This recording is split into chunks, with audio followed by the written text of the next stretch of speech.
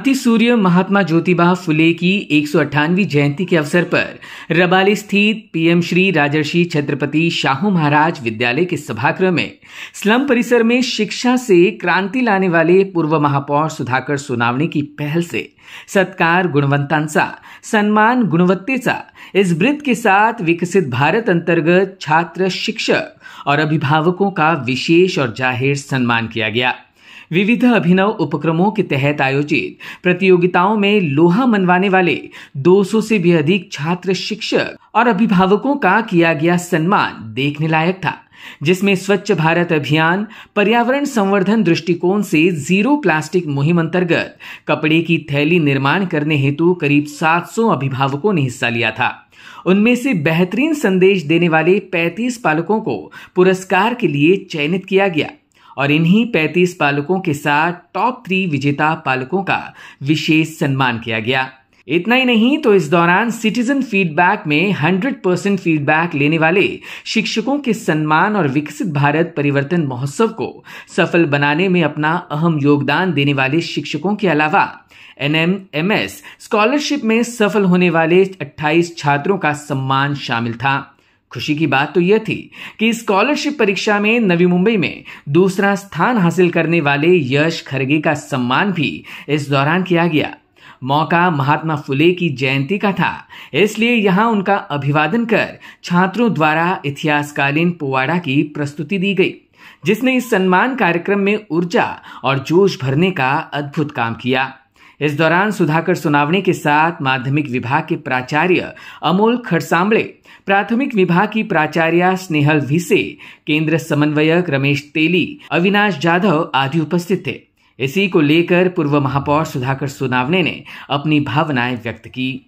महात्मा ज्योतिबा फुले यांची 198वी जयंती आणि ह्या जयंतीचं औचित्य साधून खऱ्या अर्थाने राजर्षी छत्रपती शाहू महाराज विद्यालयामध्ये ज्या अनोख्या पद्धतीने ही जयंती या ठिकाणी साजरी केली, हे सगळं सादरीकरण पाहिल्यानंतर मी स्वतः देखील अवाक झालो।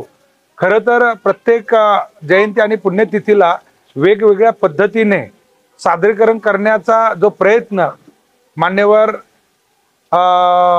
कांशीरामजी विद्यालय असेल किंवा राजर्षी शाहू महाराज विद्यालय असेल, त्याच्यामध्ये परिवर्तनाची ही जी काही आपल्याला थोडीफार चाहूल लागलेली दिसते आणि ही चाहूल आज मला खऱ्या अर्थाने शाहू महाराज विद्यालयाने सादरीकरण करताना जो पोवाडा या ठिकाणी गायला, तो पोवाडा म्हणजे मला 16व्या शतकाकडे घेऊन गेला। खरं तर त्या काळामध्ये किती मोठ्या प्रमाणामध्ये लोकांमध्ये अशिक्षितता होती, जातीयता होती, या सगळ्या गोष्टींवर ज्या महापुरुषांनी प्रहार केले आणि त्याच्यातनं ह्या लोकांच्या जीवनामध्ये असा सुवर्ण क्षण आणला आणि पुन्हा एकदा आपण आपल्याला मिळालेले जे स्वातंत्र्य आहे, या स्वातंत्र्याचा उपभोग नीट न घेता आपण त्या ठिकाणी स्वातंत्र्याचा गैरफायदा घेत कसं आपण आपल्या संस्कृतीला बुडवायला निघालोय।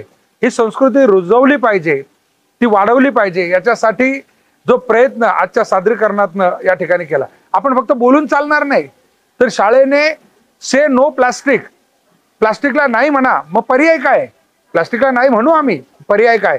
मग जी स्पर्धा लावली त्या स्पर्धेमध्ये 700 पालकांनी भाग घेतला आणि त्यापैकी 35 लोकांची निवड झाली, ज्या आपल्याला कापडी पिशव्या बनवल्या।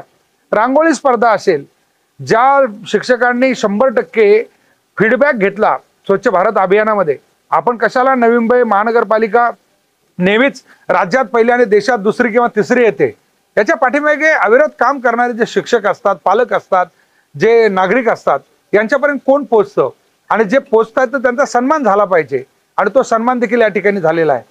NMMSचा जो आपण या ठिकाणी स्कॉलरशिपला 28 मुलं त्या ठिकाणी पास झाली, 26 आपली मेरिट लिस्टमध्ये आली। खरगे आपल्या ह्या शहरामध्ये दुसरा आलेला आहे। एवढं सगळं जे यश आहे हे कुणा एकाचं नाहीये।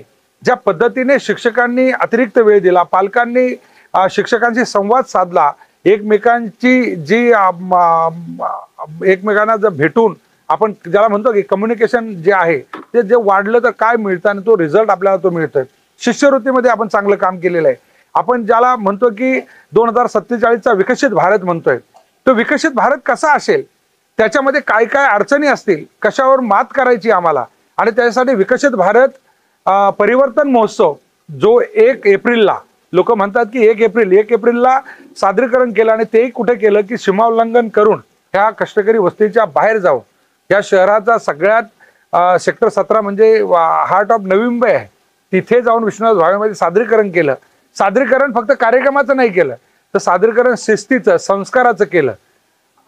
36 बसेस त्या ठिकाणी गेल्यानंतर थोडीही ट्रॉफिक झाली नाही. 2000 लोक 1000 आसन संख्या असलेल्या थिएटरमध्ये गेले.